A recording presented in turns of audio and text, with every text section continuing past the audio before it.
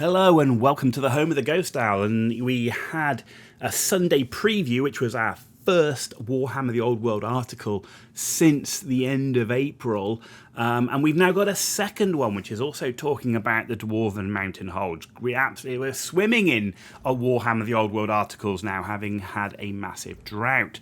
So they're taking a look at the Dwarven Mountain Holds, given that the first wave of pre-orders come this Saturday coming, and we already saw in the previous video that I put up what was coming in that first wave. So it's saying about talking about the Dwarven rules, what's different about the Armies of Infamy, which we don't know anything about. So I say I've done a Dwarven faction focus based on what is in the Forces of Fantasy book, and now we're going to take a look at what else they say. So the Grand Army, designed to be very tanky, which it is, stubborn nature of dwarves, yep. They stand in their deployment zone and blow the heck out of anything. Well, yeah, kind of. You do need a bit of mobility depending on how it plays, but I wouldn't disagree with some of that, particularly if you're a bit of a gunline player like me. I do tend to be a lot more stationary. You've got shield wall, which cavalry bounces off. Okay. We've got, army... couple of different dynamics here. The army is more maneuverable than it's ever been due to many units being drilled and using marching columns. Yes. I like the combination of stubborn and shield wall, which is thematically dwarfish. It is. You can't fault that. It cripples a first charge. So you can't fault. You do get the thematic nature of the dwarves. You know, that's absolutely true. Stubborn and shield, we've covered that in a lot of detail in our Dwarven faction focus. Right, dwarf armies favour a strong core of units armed with handguns or crossbows. Yes, I really like my quarrelers, so that's absolutely true.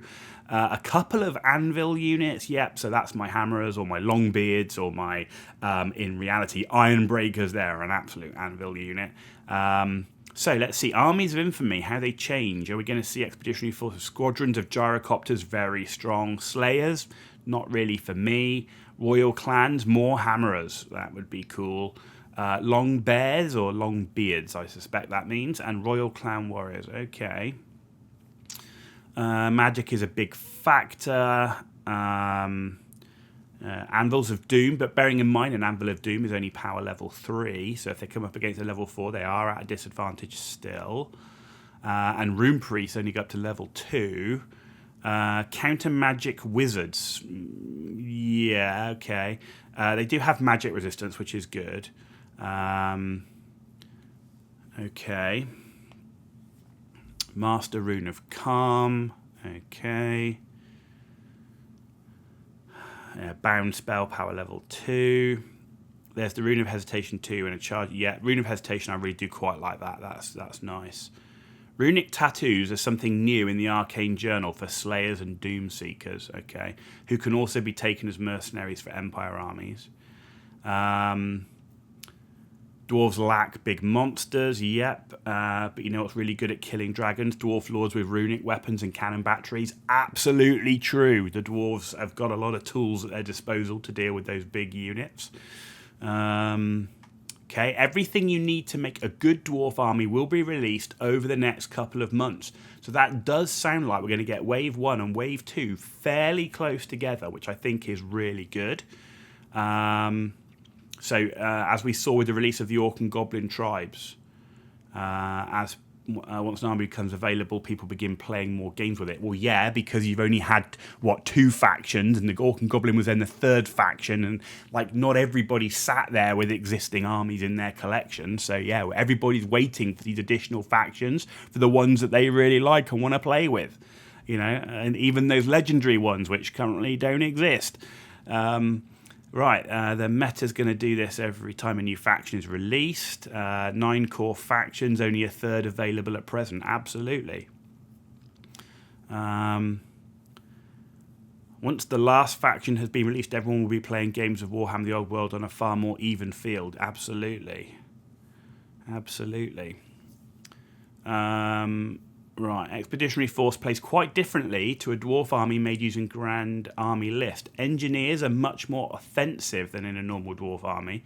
Quicker moving units, lots of war machines, black powder, and experimental gyrocopters, tied together with new runes for range weapons. It kind of sounds a bit like a Malachi McCason style of army then. Mobile, lots of war machines. That could be interesting.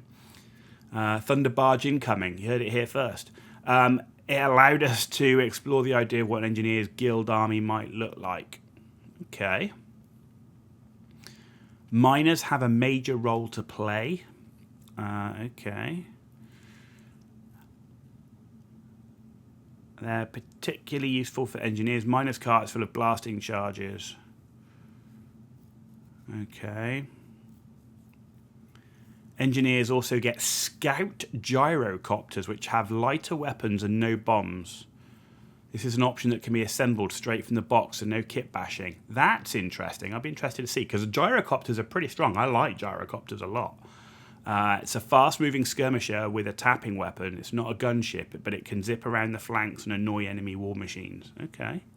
Be interesting. And be interested in how much more it can do. I mean, gyrocopters are already pretty maneuverable, and they've got some decent weapons on there. So it'd be interesting to see if the scout, how much of a role it really plays.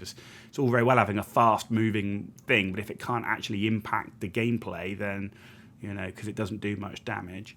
The other army of infamy is the Royal Clan. This is for the old grumblers and longbeards, the dwarfiest of dwarf armies.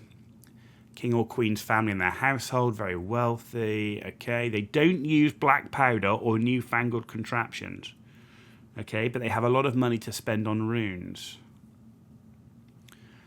There are Royal Clan warriors, which you can build from the Hammerers kit using the hand weapons and shields found on the frame. As members of the Royal Clan, they're just a bit better than ordinary dwarf warriors. That could be interesting. I do like the idea of the Royal Clan. I have to say, these two armies of infamy actually look quite interesting. We want something that existing collectors of armies can get excited about. Okay. The Royal Clan is the kind of army that long-standing dwarf players might see and think, that's my kind of army, whereas the Expeditionary Force is something other players might consider exciting. I don't know. I think both of them have something that's quite interesting. We haven't done the Slayer army, which people might. I completely agree. I was expecting an army of infamy themed around Slayers, and they haven't done it. So that was quite interesting. In the same way, they didn't do Night Goblins. It's almost too obvious, so maybe we're saving them for the future. So you heard it here, right? Night Goblins army list coming up, and Slayer one. There we go. You can build a Slayer heavy army if you take Ungrim Ironfist as the general of a royal clan. He is the king of the Slayer hold after all. Okay. There are loads of awesome things. Okay. So there's obviously, they're clearly stating, right, the factions aren't done. We knew that. This was just get an army, a couple of waves out so people can buy the models and play the faction. It was obvious there's still going to be stuff coming for all these armies in the future. Some of these armies, particularly the older ones, actually quite big, lots of things still to come. So Slayer armies, Night Goblins, Dwarves and Orcs and Goblins been around a long time. Bretonnia and Tomb Kings, relatively new army factions compared to Dwarves and Orcs and Goblins. If you look at what editions they came in, though, let's face it, Bretonians came in a fairly long time ago, and they've had a few editions, but of course they were skipped in the 7th and 8th edition. We'll see. We'll see where it's going.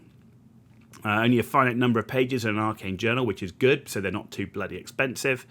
A lot in the cupboard still, yes. So Thunderbarge incoming. In fact, most of the ideas. Okay, yep. Thanks, guys. The Old World Almanack will return on Thursday with a discussion of the lore and what the dwarfs are up to during this period. So there you go, ladies and gentlemen. We had the Sunday preview, which came out on yesterday. We've got the Old World Almanack now talking about the sort of the dwarves, how they play, but really of interest for me, because we've obviously seen a lot about the dwarves, and I've delved into that in detail in the Force of Fantasy book, is to see what is coming with the armies of infamy and how they might differ, what interesting units we might see. So actually a pretty good article, not revealing everything, but at least it was giving us a hint of what might be coming in that Arcane journal. So that's really cool. Great. Well, you've been watching The Ghost Owl, and I will see you all very soon. And it looks like we'll be seeing you on Thursday with a new Dwarven article.